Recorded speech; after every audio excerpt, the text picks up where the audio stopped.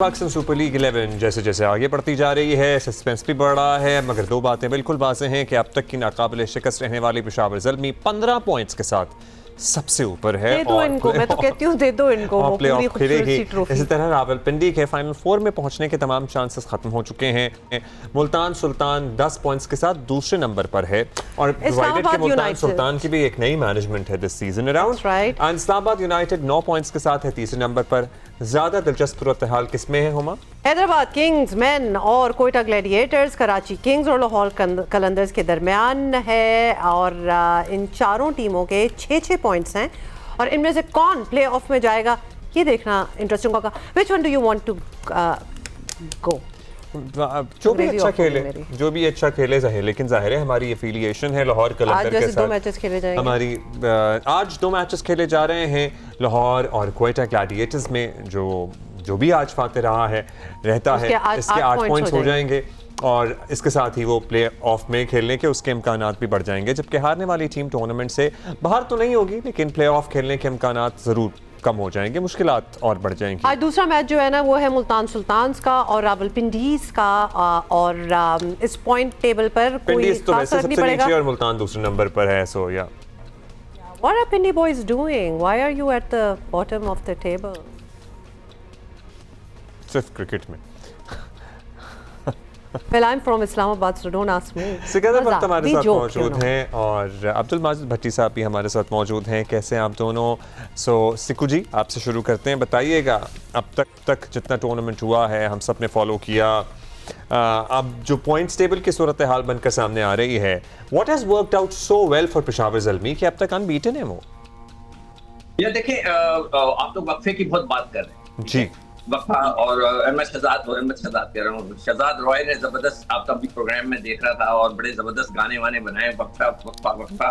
तो हमारे जो बाबर आजम है उन्होंने बहुत बड़ा रन बनाने का वक्फा ले लिया, अब वो रन बनाने लगे तो उनको एहसास हुआ कि ये वक्फा जो है किसी और चीज के लिए, रन बनाने के लिए नहीं है। इस वक्त आप देखें रिजवान ने बहुत बड़ा लंबा वक्फा ले लिया है। हाँ। उनको चाहिए कि वो वक्फा खत्म करें, तो ये जो शहजाद रॉय बहुत बात करें वो किसी और चीज पे करें, तो आप जो है वक्फा तोड़े और परफॉर्मेंस शुरू करें।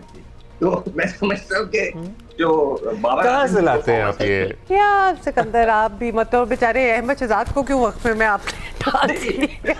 वो हम क्लियर कर दें, उनका कोई लेना देना नहीं है। अहमद ने तो वक्फा रखा हुआ था मेरा। शरारत तो सूझती है ना, इस वक्त कई लड़के हैं जिन्होंने वक्फा लिया हुआ है।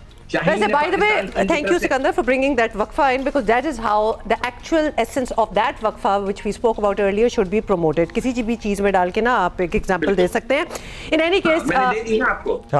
अच्छा भट्टी साहब, मगर वो बात बीच में ही रह गई कि what has worked well for Peshawar Zalmi कि वो अनबीटन है। भाई what is worked well कि it has worked well है, वो वक्फा तोड़ दिया है उन्होंने। नहीं, Babar Azam is the only reason या ओवरऑल? एक तो बाबर ने अपनी मेंटरशिप का भी जिक्र किया। देखिए आपका जब आप आपका मेन प्लेयर रन्स करने लगे और इतने हैवी किस्म का रन्स करने लगे तो दूसरी टीम खड़ी हो जाती है और वो भी एकदम से जो है परफॉर्म करना शुरू हो जाती है। तो उसकी And we are also glad to see Babar back in his true color. True color. It's good for Pakistan. It is good indeed for Pakistan और इस पे बात होनी भी चाहिए और हो भी रही है। कोई और खुश नहीं होगा डेफिनेटली, क्योंकि जितना उन्होंने पाकिस्तानियों से ज्यादा कोई नहीं खुश होगा। बाबर को लेके हम भी जरा मोहब्बत करते हैं सारे उनसे। को भी खुशी होनी चाहिए इस चीज पे। एनीवे भट्टी साहब, तो ये तो टॉप के हो गई टीमें जिनका हमने जिक्र कर दिया, बाकी they are going to really have to fight for the 4th slot जिसमें लाहौर भी है, जिसमें पिंडी भी है और बोलो कौन कौन है जल्दी, जिसमें लाहौर है, कराची है, पिंडी है, हैदराबाद भी। चांसेस किसके नजर आ रहे हैं भट्टी साहब?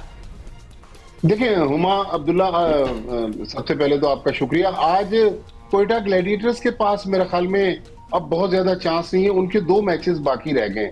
अगर आज कोयटा की टीम हार गई तो फिर कोयटा का तो सफर मुझे लग रहा है कि आज खत्म हो जाएगा।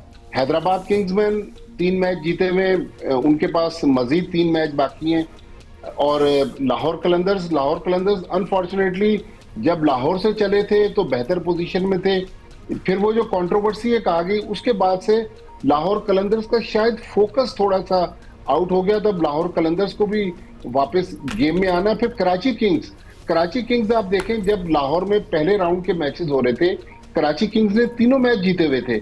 जब कराची आए अपने होम ग्राउंड पर तो 4 मैच हार गए उनके यहाँ भी वही मसला हुआ कि डेविड वार्नर की जो कंट्रोवर्सी थी उसने उनको मुतासिर किया, फिर डेविड वार्नर खुद अनफिट हो गए।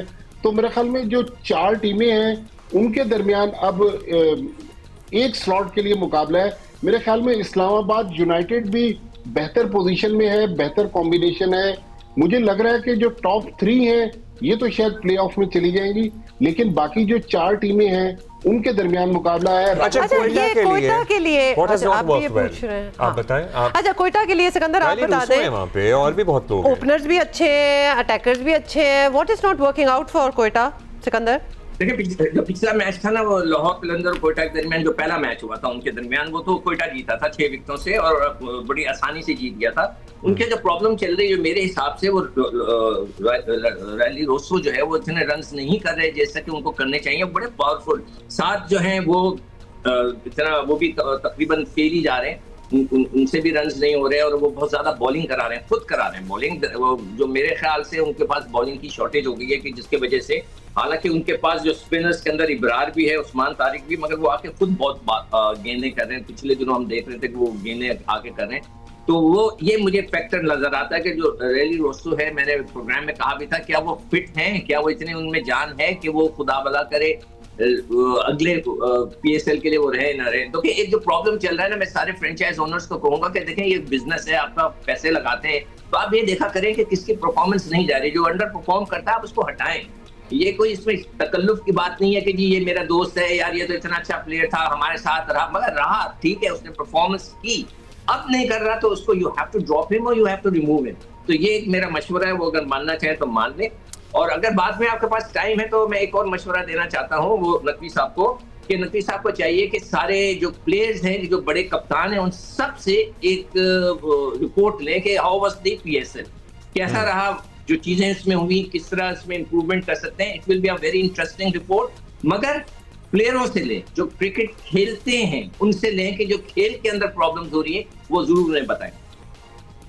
अच्छा, ओके भट्टी साहब बताइएगा, फास्ट बॉलर्स की अगर बात कर लें, कोई है आपकी नज़र में? अली रज़ा की बात हो रही है, और for instance but you know who should we look out for, क्योंकि फास्ट बॉलिंग हमारा बड़ा एसेट रहा है शुरू से ही, और हम जाहिर है उसमें कुछ कमी महसूस कर रहे हैं गुज़श्ता कुछ अरसे में। देखिए अब्दुल्ला, जो अगर हम आदाद शुमार देखें तो शाहीन शाह अफरीदी की 13 विकेटें हैं, वो लीडिंग विकेट टेकर हैं, लीडिंग फास्ट बॉलर हैं। लेकिन आपने बात की अली रजा, पाकिस्तान अंडर 19 के फास्ट बॉलर हैं, वो बहुत अच्छी बॉलिंग कर रहे हैं। हुनैन शाह नसीम शाह के छोटे भाई हैं, वो बहुत टूर्नामेंट में उन्होंने 2-3 मैचेस में अच्छी परफॉर्मेंस दी है। फिर हमने एक पिछले मैच में मुल्तान सुल्तान्स के इमरान रंधावा, एक ऑलराउंडर थे, उनको बॉलिंग करते हुए देखा, वो बेहतर है। असल में मसला ये है, बल्कि परसों हसन अली ने प्रेस कॉन्फ्रेंस में मेरे सवाल के जवाब में ही कहा, उससे पहले सलमान आगा ने भी ये बात की थी कि हम यंगस्टर्स को वक्त से पहले मौका दे देते हैं और उसके बाद वो फिर मंजर से गायब हो जाते हैं। उन्होंने मिसाल दी कि जिस तरह आप कच्चे फल को तोड़ लें दरख्त से, उसी तरह हमारे यहाँ यंगस्टर आते हैं और फिर मंजर से गायब हो जाते हैं।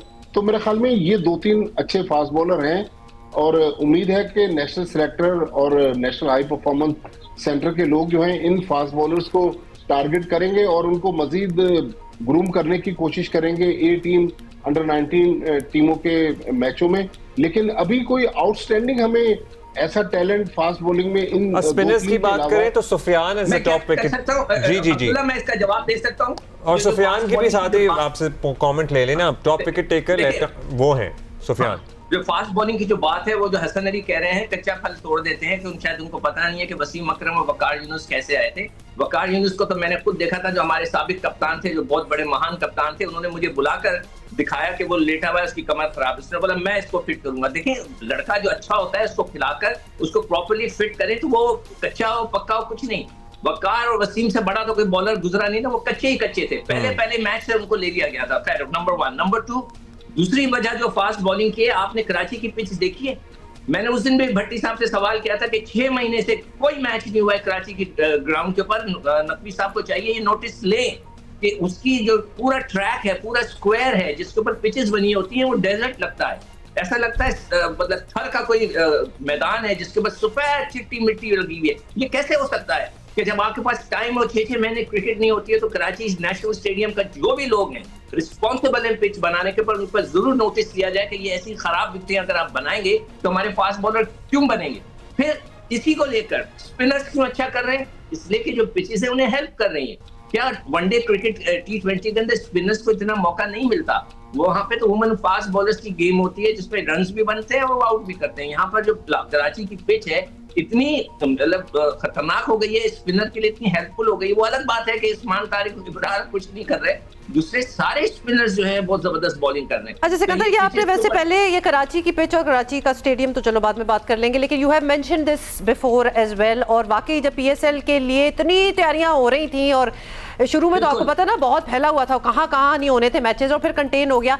इन एनी केस लाहौर और कराची में तो होने ही थे ना, तो फिर they should have really worked eight हुआ क्या जल्दी से भट्टी साहब। पहले कराची में होने थे 6 मैचेस, अब हो रहे हैं 22 मैच, तो इसलिए मेरा ख्याल ये मसाइल हुए। अच्छा, नहीं भट्टी साहब, ये तो ज्यादती की बात है। Karachi is a national international centre, Pakistan का प्राइम सेंटर है कराची, उसको तो बना के रखना चाहिए। Okay, we don't have the time for this, but बात ये है कि इनवेरिएबली कराची में होने तो थे ना।